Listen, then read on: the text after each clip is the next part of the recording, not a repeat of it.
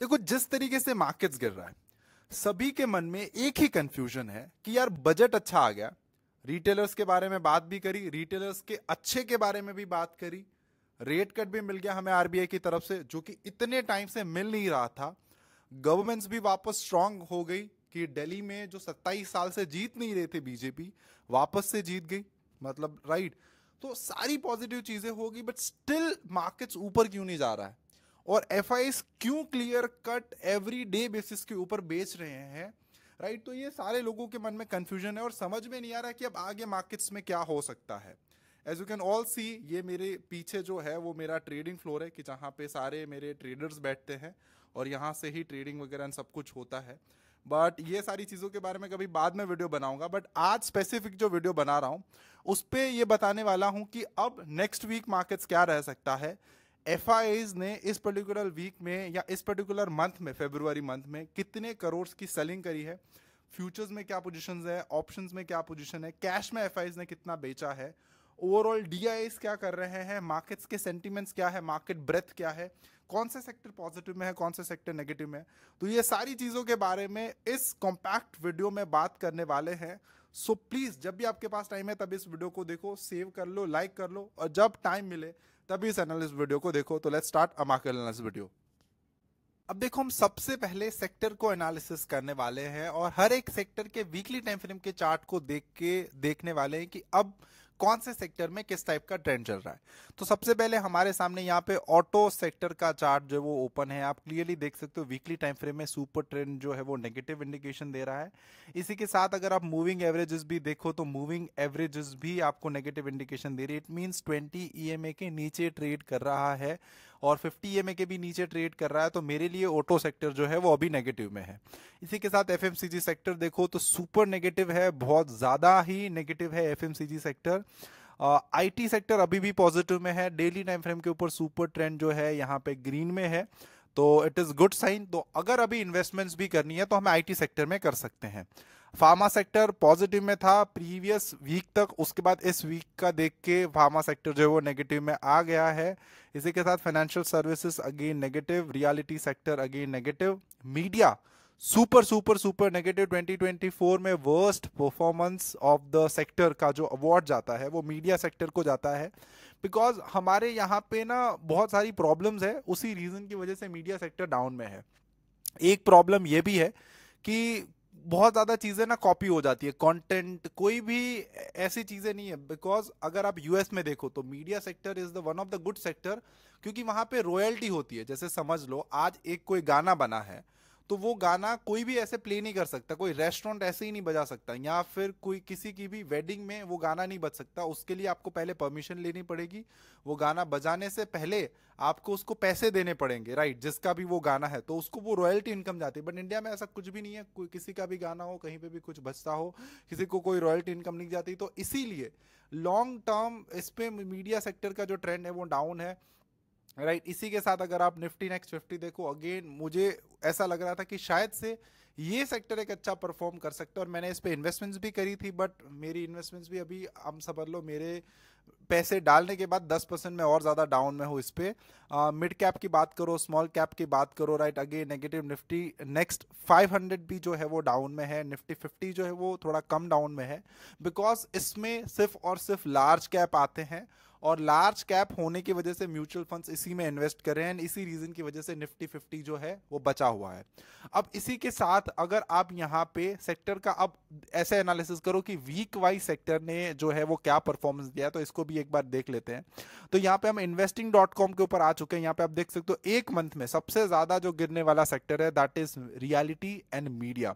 Reality sector में अभी problem इसीलिए चल रही है कि just because of this financial crunch अभी उतनी ज्यादा प्रॉपर्टी सेल आउट नहीं हो रहे, इतने ज्यादा जो भी कंपनीज है जैसे डीएलएफ हो गया, ओबरॉय रियलिटी हो गया, राइट, ये सब के अगर आप नंबर्स भी देखोगे तो आपको पता चल जाएगा कि इतनी ज्यादा सेल्स नहीं हो रही है। सेल्स इतनी ज्यादा क्यों नहीं हो रही? बिकॉज मार्केट में कैश क्रंच है एंड इसी रीजन की वजह से रियलिटी सेक्टर जो है वो गिरा हुआ है। मीडिया सेक्टर अगेन डाउन में ही है। उसके साथ पीएसयू बैंक भी अभी पिटे हुए हैं। I don't know why, because F I heavily sell कर रहे हैं, उसके साथ मेटल सेक्टर। बट जो सेक्टर अभी अच्छा चल रहा है, right, that is auto sector. इस पर्टिकुलर वीक की बात करेंगे, राइट, इस पर्टिकुलर वीक में ऑटो सेक्टर में हमें 5% की तेजी देखने मिली है। फार्मा सेक्टर में अगेन 3.5% की तेजी देखने मिली है।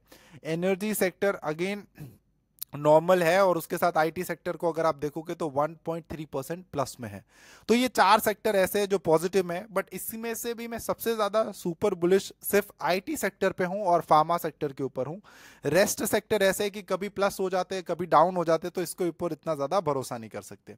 अब इसी के साथ अगर आप मार्केट ब्रेथ यहाँ पे देखो, मार्केट ब्रेथ को थोड़ा स्टडी करना जरूरी है, बिकॉज मार्केट ब्रेथ आपको ओवरऑल मार्केट्स के ट्रेंड के बारे में बताती है कि अभी मार्केट्स में क्या चल रहे हैं, मार्केट्स में पैसे डल रहे हैं या मार्केट से पैसे निकल रहे हैं। तो अब यहां पे क्लियर कट देखो यार कि स्टॉक्स जो है वो 50 एक्सपोनेंशियल मूविंग एवरेज के नीचे ट्रेड कर रहे हैं, 200 एक्सपोनेंशियल मूविंग एवरेज के भी नीचे ट्रेड कर रहे हैं, और 20 ईएमए के भी नीचे ट्रेड करे। तो ज्यादातर स्टॉक यहां पे आप देखोगे कि जब भी ऐसा ऐसा हुआ है, देखो दिसंबर से इसने 50 ईएमए के नीचे स्टॉक ट्रेड करना आ गए थे, उसके बाद यहाँ पे देखो जनवरी में हो गया था, और 20 ईएमए तो हमें दिसंबर 18 से ही पता चल गया था। तो उसी के बाद से आप देखो मार्केट्स में और ज्यादा करेक्शन देखने मिली है, बिकॉज ये जो मार्केट ब्रेथ है ना, वो है बहुत सिंपल चीज, बट लोग इसको अवॉइड कर देते हैं। इससे आप क्लियर कट मार्केट के ट्रेंड का अंदाजा लगा सकते हो कि मार्केट का अभी ओवरऑल ट्रेंड क्या चल रहा है मार्केट ब्रेथ के हिसाब से।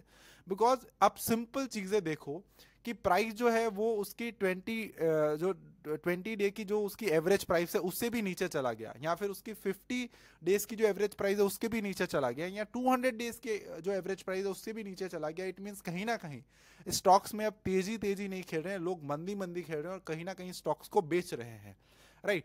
और यही अगर बहुत सारे स्टॉक्स में एक साथ हो रहा है तो इट मींस नेगेटिविटी है, और यही सारे स्टॉक्स अगर ये सारे एक्सपोनेंशियल मूविंग एवरेजेस के ऊपर ट्रेड करने लगते हैं तो इट मींस कहीं ना कहीं यहाँ पे पैसे डल रहे हैं और स्टॉक्स के ट्रेंड जो है वो चेंज हो रहे हैं।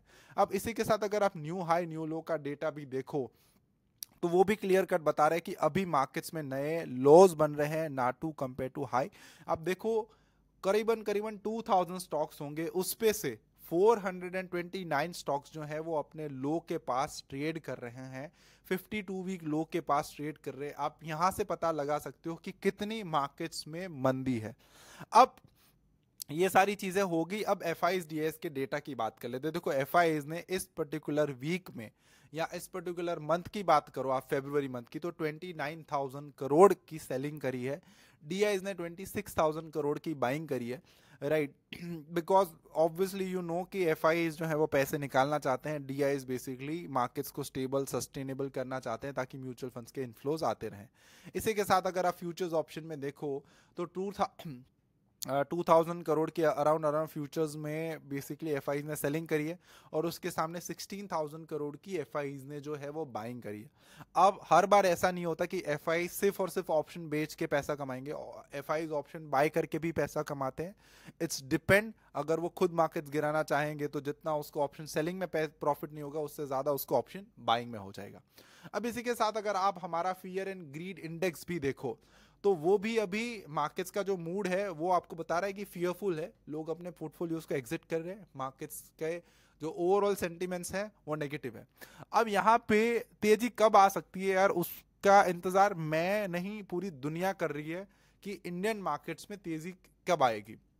देखो एक सिंपल सिंपल आपको मैं एक लॉजिक समझाता हूं कि एज अ FIs और एज अ, अगर आपके पास, आप ऐसे पर्सन हो कि आपके पास 100 करोड़ रुपए हैं, तो आपका मेन गोल क्या होता है पता है, कि ये 100 करोड़ के ऊपर मैं ज्यादा से ज्यादा रिटर्न कैसे जनरेट करूं।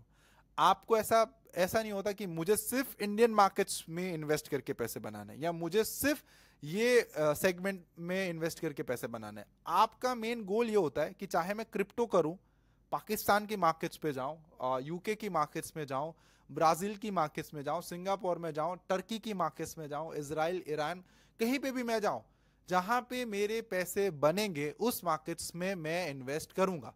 तो सिंपल लॉजिक ये है कि अगर इंडियन मार्केट्स में पैसे नहीं बन रहे, इंडियन मार्केट्स वीक है, FIs अपने पैसे एक मार्केट से दूसरे मार्केट्स में ट्रांसफर करेंगे, बिकॉज उसे चाहिए कंसिस्टेंट रिटर्न अपने पैसों के ऊपर। उसे कोई प्यार नहीं है, उससे कुछ वो नहीं होता कि यार इंडियन के कैसे वो करूं, सब कुछ करने के लिए, बिकॉज उसका गेम ही है पैसे ज्यादा बनाना, उसका गेम ये नहीं है कि बस इंडियन मार्केट्स में रहो। तो अगर हमारे मार्केट्स अच्छे परफॉर्म नहीं करेंगे, हमारे मार्केट्स रिटर्न नहीं देंगे, और हमारे मार्केट से भी अगर बहुत ज्यादा मतलब आप समझ लो कि कंट्रोल करने की ट्राई करेंगे, एफआईज हमारे मार्केट से निकल के दूसरे मार्केट्स में चले जाएंगे, दैट्स फॉर श्योर है। ये मेरा 100% सिंपल लॉजिक है कि यही होने वाला है और यही हो रहा है अभी। अब इसी के साथ अगर हम अभी निफ्टी, बैंक निफ्टी और सबका डेटा देखें, यहाँ पे आप डेटा अगर एक बार देखो तो सारे के सारे ट्रेंड जो है वो नेगेटिव है, एक्सेप्ट बैंक निफ्टी फ्यूचर्स जो कि पॉजिटिव में आया था और उसके बाद वापस जो है वो ट्रेंड नीचे आ गया। निफ्टी नेगेटिव में है, मिड कैप नेगेटिव में है, निफ्टी स्मॉल कैप भी जो है वो नेगेटिव में है, निफ्टी नेक्स्ट 50 या फिर जो बैंक निफ्टी फ्यूचर्स है वो भी नेगेटिव में है। तो क्लियर कट समझ में आ रहा है कि यार तेजी का कोई माहौल यहाँ पे बन नहीं रहा है। अब हम क्या करते हैं कि अब हम बेसिकली डेटा देखते हैं डॉलर इंडेक्स का, और उसके साथ ग्लोबल कमोडिटीज एंड ग्लोबल जो इंडेक्सेस है उसको एक बार देखने की ट्राई करते हैं कि वहां पे मूड माहौल क्या चल रहा है। एक अच्छी बात है राइट कि डॉलर इंडेक्स वापस जो है वो सुपर ट्रेंड इसका नेगेटिव हो गया है। अगर डॉलर इंडेक्स जो है वो 1.3 या 1.1 के पास आ जाएगा, एक थोड़ी सी तेजी या एक रैली जो है हमें इंडियन मार्केट्स में देखने मिल सकती है, बिकॉज जब तक डॉलर इंडेक्स ऊपर है 105 से 106 के आसपास अगर ट्रेड कर रहा है, बहुत ज्यादा तेजी इमर्जिंग मार्केट्स में नहीं हो सकती है। इसी के साथ अगर आप मिनी नास्डैक देखोगे, जो कि मतलब आप समझ लो mini contract of the Nasdaq है, तो वो अभी पॉजिटिव में है। गोल्ड सिल्वर एंड सारी चीजें अगर देख लेते हैं, देखो यूएस ऑयल डाउन ट्रेंड में है, उसी के साथ ब्रेंट क्रूड ऑयल अगर डाउन में है, नेचुरल गैस जो है वो पॉजिटिव में टर्न हुआ है बट अभी क्लोजिंग नहीं मिली है, तो इसको भी हम पॉजिटिव इतना ज्यादा नहीं गिनेंगे। इसके साथ कॉपर फ्यूचर्स आप देखोगे पॉजिटिव में है, ट्रेंड कर रहे हैं। जिंक ओवरऑल नेगेटिव में है, एल्यूमिनियम फ्यूचर्स की भी बात करें तो नेगेटिव में है, और इसी के साथ प्लेटिनियम फ्यूचर्स भी देखेंगे तो नेगेटिव में। अब S&P 500 को देख लेते हैं। देखो यहाँ पे ब्रेकआउट करके एक बड़ा ट्रेंड मुझे ऐसा लगता है कि S&P 500 में हमें आने वाले थोड़े से टाइम पीरियड में देखने मिलेगा। तो यहाँ पे हमें स्मार्ट एज ए इन्वेस्टर क्या करना चाहिए कि जो भी ऐसे म्यूचुअल फंड्स हैं जो यूएस मार्केट्स में इन्वेस्ट करते हैं, वहां पे हमें बेसिकली हमारी इन्वेस्टमेंट्स करनी चाहिए राइट। उसी के साथ अगर आप नैस्डैक देखो तो अगेन पॉजिटिव है, इन डाउ जोन्स भी देखो तो अगेन पॉजिटिव है। यूके जो कि मैंने आपको पहले ही बताया था कि ये कंसोलिडेट कर रहा है, तो कहीं ना कहीं जैसे ही ब्रेकआउट मिलेगा यूके मार्केट्स फटने वाला है, और ये सेम चीज हुई नेके भी। अगर आप देख लो जापान का मार्केट अगेन कंसोलिडेट कर रहा है, कंसोलिडेशन के जैसे ही बाहर निकलेगा उसका मार्केट्स भी ऊपर जाएगा। उसके साथ हैंगसेंग अगर देखो तो हैंगसेंग मार्केट्स में क्या तेजी मिली, मतलब आप यहाँ पे ये चाइना का मार्केट है, आप एक बार सिर्फ अंदाजा लगाओ कि चाइना का मार्केट्स क्या तेजी खेल रहा है, मतलब क्योंकि जितनी चीप वैल्यूएशन थी।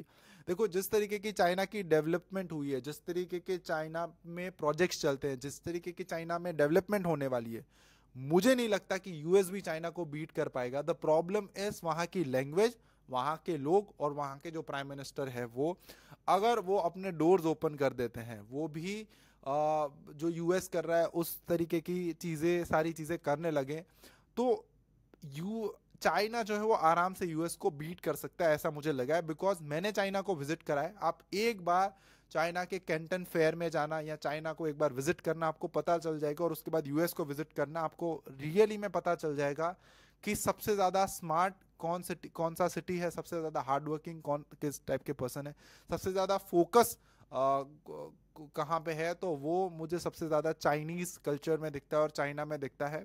So that's all for today. I hope आज का ये जो वीडियो है वो आपको पसंद आया होगा, कुछ ना कुछ चीजें आपने सीखी एंड समझी होगी। मुझे ऐसा लगता है कि अब यहाँ से 3 to 4 मंथ के बाद हमें तेजी देखने मिलेगी, उससे पहले तेजी के बारे में ना सोचना चाहिए। कुछ भी पुल बैक आता है या जैसे ही मार्केट्स वीक होता है अगेन शॉर्ट करना चाहिए। क्लियर कट है, हमारे मार्केट्स में पैसे निकल रहे हैं, दूसरे मार्केट्स में जा रहे हैं, दूसरे मार्केट्स जो है वो ऊपर ट्रेंड कर रहे हैं, बिकॉज हमारे मार्केट्स को अब स्टेबल होने में वापस से 3 to 5 मंथ्स का टाइम जो है वो लग जाएगा।